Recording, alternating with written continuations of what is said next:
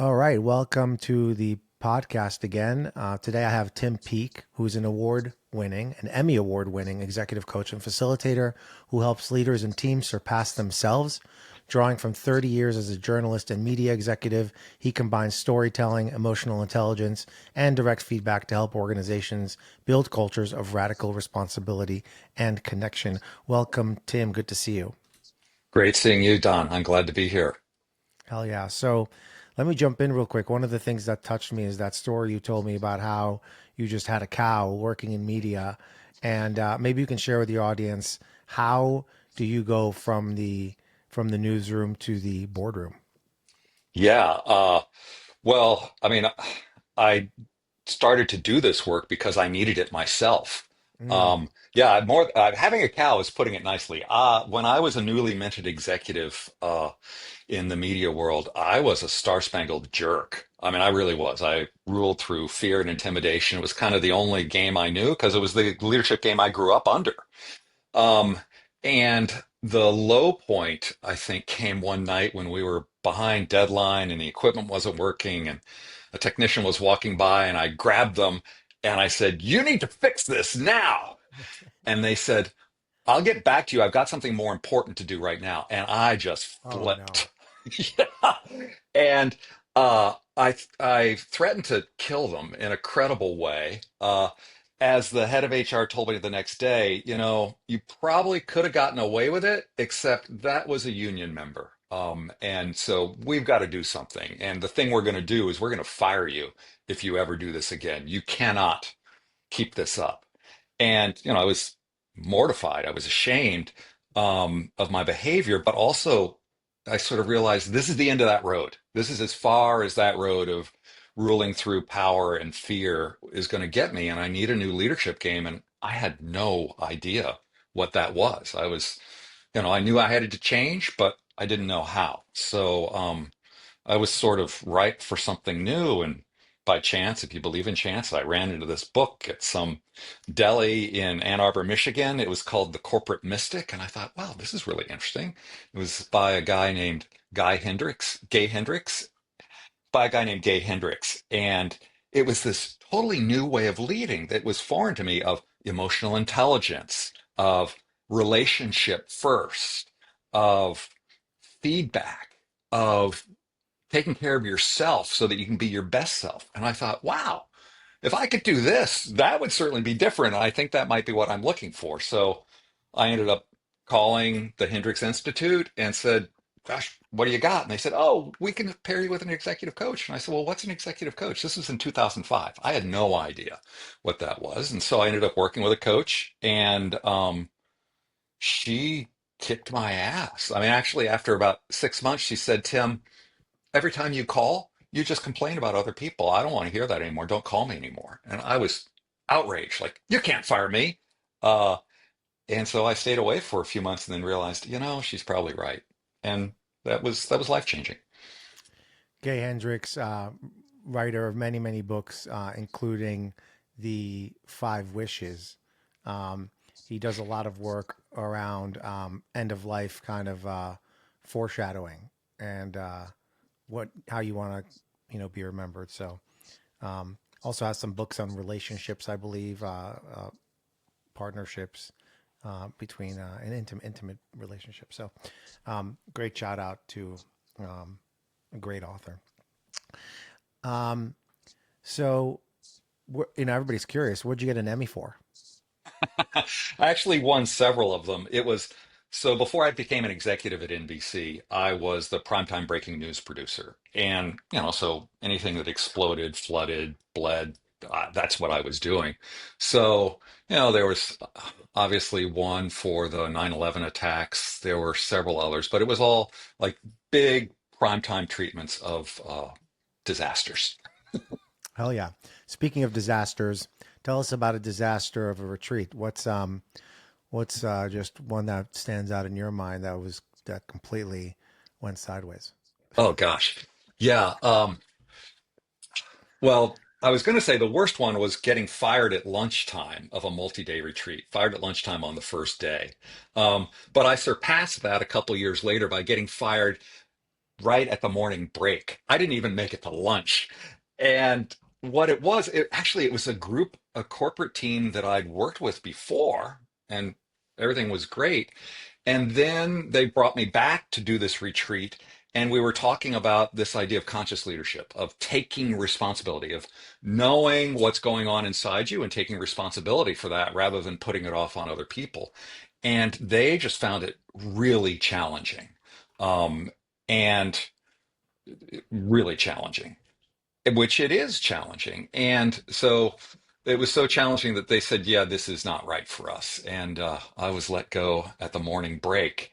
And I think it brought me back to myself because, when I was working with my coach and she fired me, what she was asking me for is to stop blaming others, instead to take responsibility. And yet I knew that I was right. And so much of a retreat depends upon people coming with an open attitude and being willing to question everything they believe. Um, and that's why you do a retreat outside of the office, for instance. So you get outside of your home environment with all these structures to tie you into your belief system so that you can really begin to question that. And, this group just didn't want to do that. And so I was the wrong guy. Hmm.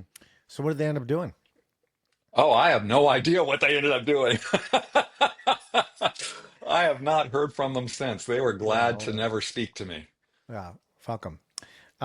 So I guess you can say that you're not a facilitator unless you've been fired at least once. Yeah. And boy, starting out, that's not what I wanted to hear. And, even then, which probably happened 7 or 8 years into my career as a facilitator, it was devastating, right? Like people hire me to have a great experience. That clearly wasn't a good experience for them. I felt like I'd failed. Um, One of the things that I was really impressed as I was getting to know you is the sheer number of people you've worked with. I think it's in the hundreds. What is that number, by the way? Oh, I don't keep track. It's at least in the hundreds. I mean, I've worked with, rooms of hundreds of people in them. Hmm. You know, uh, and my practice is lots of facilitation of groups, teams, but then also a lot of one-on-one work. And I really Hmm. like that balance. Um, and a really good retreat brings those two together also Hmm. because you get to work with the team, the group, but then also someone will say something and you can really work with them in a way that brings them to a new level, but also the rest of the room gets to learn from Yeah, it as well. I'm reminded by NVIDIA's CEO who has no one-on-ones. He has one-to-manys, and I think he has like 60 direct reports, and he will have a one-on-one with an entire like team, so that he doesn't have to repeat himself. Yeah, and I have to say that's asking a lot of people. I mean, I really take my hat off to folks who are willing to go on a corporate retreat because it's all at stake, right? This is their livelihood. These are the relationships that pay the bills. And for them to drop the pretense and really be themselves and be challenged and challenge others, that's an amazing feat. It's interesting. I reached out to a bunch of people in my network just to share kind of what I'm doing and what I've been up to and writing a book and stuff. And one of them wrote back and said, "I'm surprised to hear from you. This is an opportunity to tell you how much I disliked working with you. Your idea of quote unquote feedback in public settings hurt my feelings, and I'm just a little wuss." And he didn't say that part. Yeah. But I wrote back an apology and said I'm glad he has the opportunity to, speak his mind. I'm sure it's been weighing heavy on his shoulders. But I was so, from a seasoned executive to not have thick skin and not be able to appreciate the opportunity, not just to hear something directly, but to teach those around them, really struck me and made me realize I made the wrong decision and my gut was right, and I should have listened to it when I was trying to hire him. Yeah, and I think what he's illustrating is really endemic to the human condition. Now, we look to leaders to rise above that, and good leaders do. But, most people live their life in a deep experience of victimhood. Stuff happens to them, and they want to justify their victimhood by making other people wrong. Um, and that has a lot of goodies for the ego, but it doesn't get you anywhere. You don't learn anything. And some leaders can get away with it because they have power, and they rule through fear, such as I used to, and so they don't get any pushback. But it's very limiting and is toxic for the culture around them. So let's touch base on kind of how you bring emotional intelligence. And the kind of quote I have here is emotional intelligence under pressure. Given that you've coached so many different people, how do you uh, build emotional intelligence in high stake environments? Or, in other words, what formats have you used to create that awareness on teams? Yeah, it's a tough question because high stakes environments, if you're the leader, people are looking to you to keep your shit together so they don't lose Mm, theirs, right? mm, So in some ways, the very human side of a leader in a high stakes environment wants to freak out and say, this is too much. Like, I just want to run away and I really don't know what to do. Um, and that can be true on the inside. And I think for a leader in those environments, the important thing is number one, to recognize that. Because so often that is such a disturbing realization that we keep it hidden from even ourselves, right? I mean, this is, in a very extreme situation, this is the trauma response that humans have. In order for me to survive, I cannot acknowledge my very human reaction and feelings. In lesser situations, it's the same mechanism. So, first off, being able to recognize, oh, yeah, I do feel scared. I feel uncertain. I'm not exactly sure what to do here. That is important because it takes you out of the realm of reactivity. The feelings are still there. And so mm, you'll react to them. And often what happens in a team under pressure is people start to fight among themselves, right? Humans under pressure, they're not their best selves. And so they'll take it out on others, which of course destroys the team at the time you most need teamwork. So effective, emotionally intelligent leaders are able to recognize, oh, yeah, I'm having some feelings here, and they're very uncomfortable. And then, hopefully, this isn't the first time they've done this, and they can say, okay, what helps me get back in touch with myself, ground myself? Maybe it's breathing. Maybe it's taking a walk around. Maybe it's just talking with people to see how they're doing. And the problem here, of course, is in a high pressure environment, you think, I don't have time for this. We need to get mm. this done. It's funny. I was talking to someone just before our call, and they were a physician, had been a physician, and now they work in a different field. But we were talking about this, and they said, yeah, I find myself getting very curt under pressure. And so I was talking about emotional intelligence. And they said, oh, yeah, I learned that in medical school. The problem of medical school, of course, is once you get out in the real world, you have no time to do that. You have no time to have good bedside manner and acknowledge your emotions and your patient's emotions. And it's similar with all leaders. So it may seem like it's ineffective in the moment, but the cost of not doing that, of not intuiting others' emotions and responding to those, intuiting your own emotions and responding to those, the cost of that is the whole team can break down, you lose the whole enterprise. So I'm reminded by the Johari window, which basically says there's things you don't know about yourself and other people know about you. And there's three other quadrants that listeners can look up.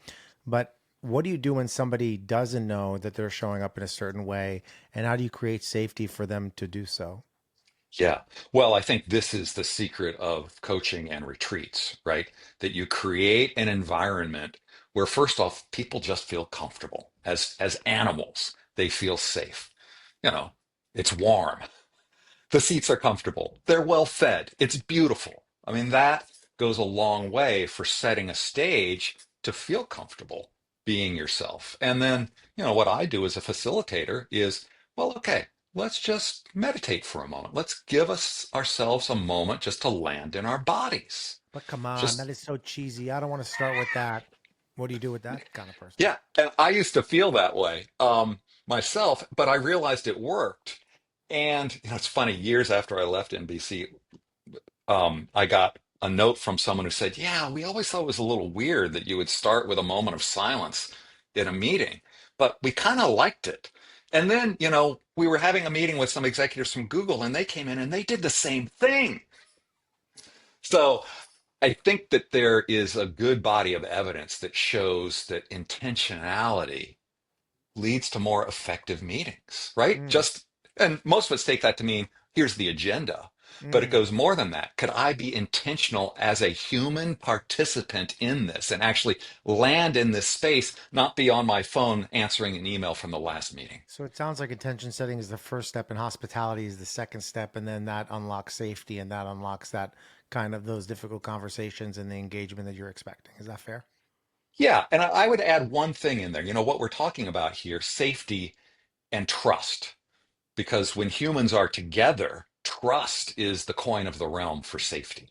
So how do you create trust? And, in most teams, there's what Patrick Lencioni would call predictive trust. They work well together. They know that they have a history with each other, a history of honoring their commitments, but it's very transactional sort of trust. What we're after in these retreats is deeper trust, real human trust, trust that you could say anything and feel you weren't endangering yourself. And Lencioni calls this vulnerability based trust. And so, one of the things that I do, and I think all good facilitators do, is they create a space for people to be vulnerable, to reveal things about themselves that aren't comfortable. Now, the problem with that is it feels terrible. You feel vulnerable. Most of us carry some version of the story that if folks knew what I'm really like, what I really think, how I really am inside, they would They're going hate to see me. I'm bad. Yes. And so, and nowhere is this fear heightened more than on an executive team.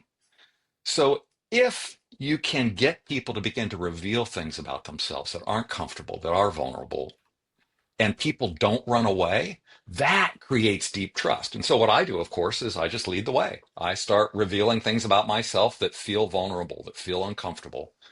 And that sets the tone. The great thing about high achieving leaders is they don't want to be shown up. And so they'll meet the facilitator in that revelation of vulnerable material. And I can take complete rooms of strangers, people who've never met before. And at the end, by lunch, they feel like they've met their best friends because everything we do is built around vulnerability. I'm reminded by the by my executive teams where where we started with a Patrick Lencioni inspired preamble that sounded something like great teams do not hold back from one another. They're unafraid to admit their shortcomings. They hold they have a high sense of I forget what it is. They're goal oriented and they speak up without fear of reprisal. Mhm. That was kind of a preamble, and that was inspired um, by the five dysfunctions of a team. Yeah, exactly. That's Lencioni's whole thing. And he visualizes it as a pyramid, and the base of the pyramid is Mm, trust. that's right. That's right. So anyone who works with the table group knows that that's Lencioni's team, knows that the very first thing, do not pass go until we've established trust. Mm. Everything else comes after trust is established. So, do you put what kind of experiences do you integrate in order to build that kind of trust within a retreat, Well, or first do you off, let the teams decide? yeah, I like to give people prompts, and I think the simplest are the best. I often start out with, all right, just complete the sentence. If you really knew me, you would know X. So it could be, if you really knew me, you'd know I had a fight with my wife last night. Or if you really knew me, you'd know that I was bullied in grade school. So that's good. That gets people out there. And then do another round. If you really, really knew me, and now people are starting to sweat. Like they sort of thought they laid it on the line the first time, and now they get to go deeper. And then the next one, I mean, you could keep doing that all day, but the next one that I like to do is, okay, what's one thing I don't want you to know about me? Mm.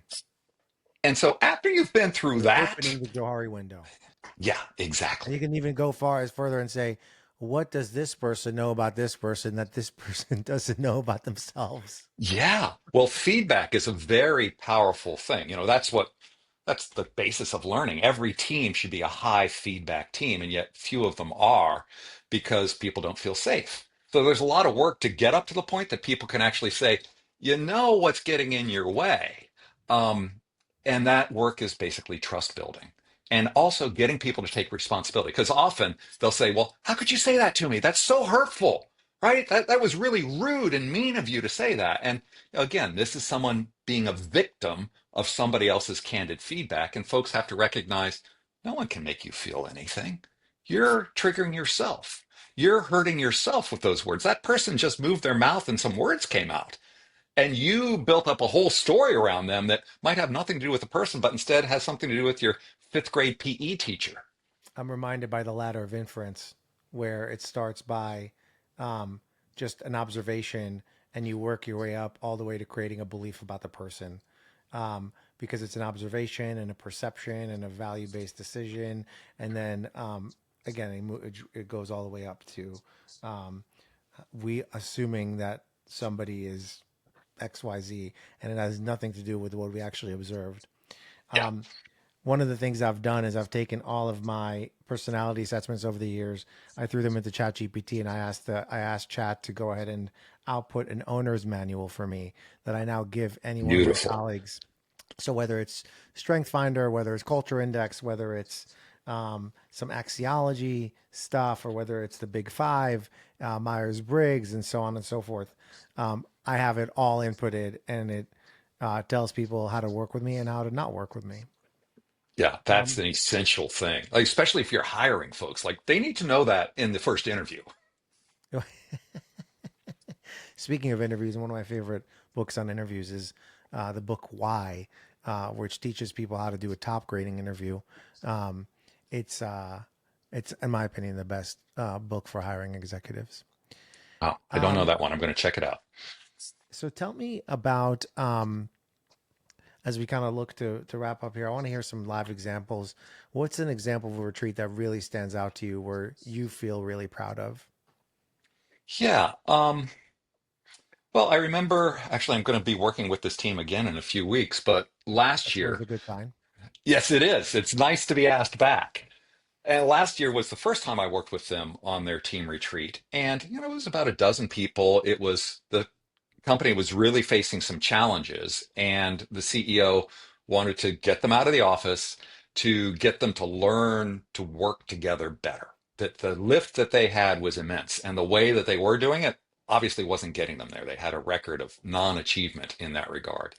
So, and this was all about like setting KPIs aligned with the big goal for the company, on and on and on. But, what I did the first day really was just I had people tell their life stories in terms of what are the dozen or so key events across your life that made you who you are today. And people can do that, but what this was different in that first off, I want you to imagine a timeline all across the front of the room, and you're going to walk. So you're going to start like at 5 years old, and the end of the timeline is today. And second, and you're going to move along this timeline as you tell each memory. But most importantly, you're going to tell each memory in present tense, as if it's currently happening.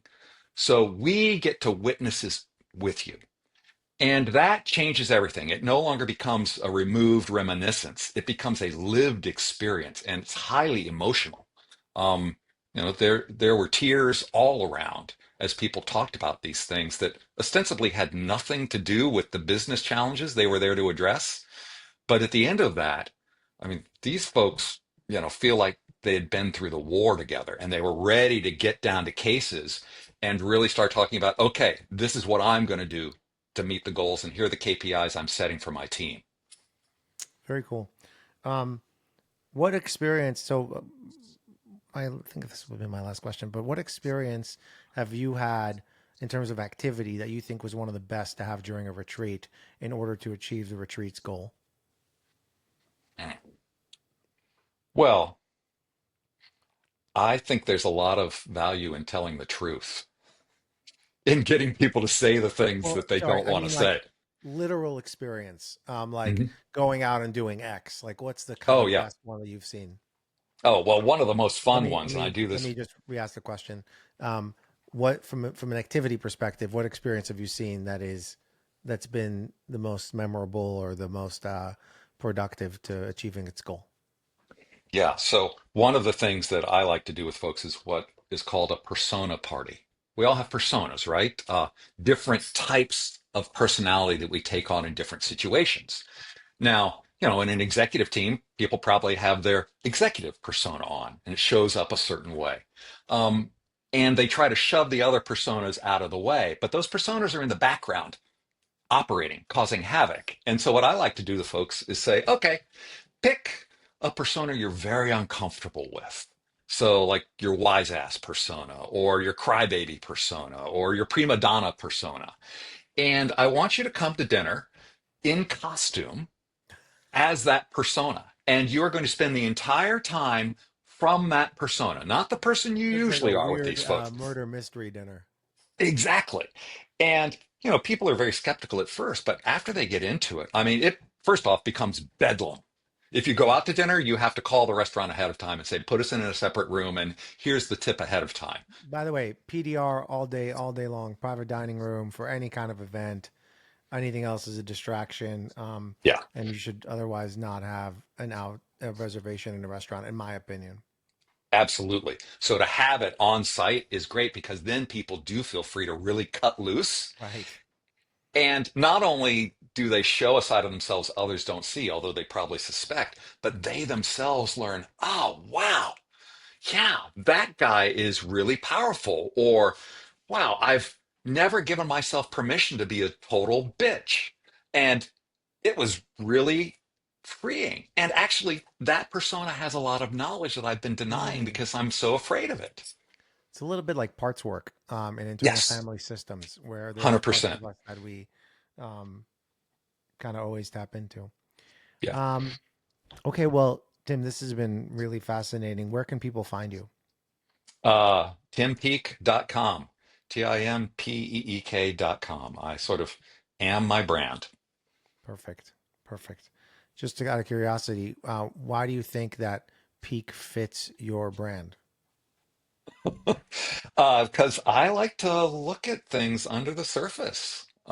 Yeah, get under the hood and see what's there. Interesting. I thought it was like the peak of a mountain. You were going to go there, but you went into the almost the antithesis of that, and then you went in as opposed to up. Very Yeah. interesting. Well, double entendre, I guess. Um,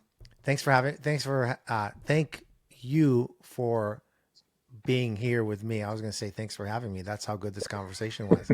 Uh, but thanks for being here. This was really fun. Don, I loved it. Good to Thank see you. you All again. right. Likewise. See you. Bye. Bye.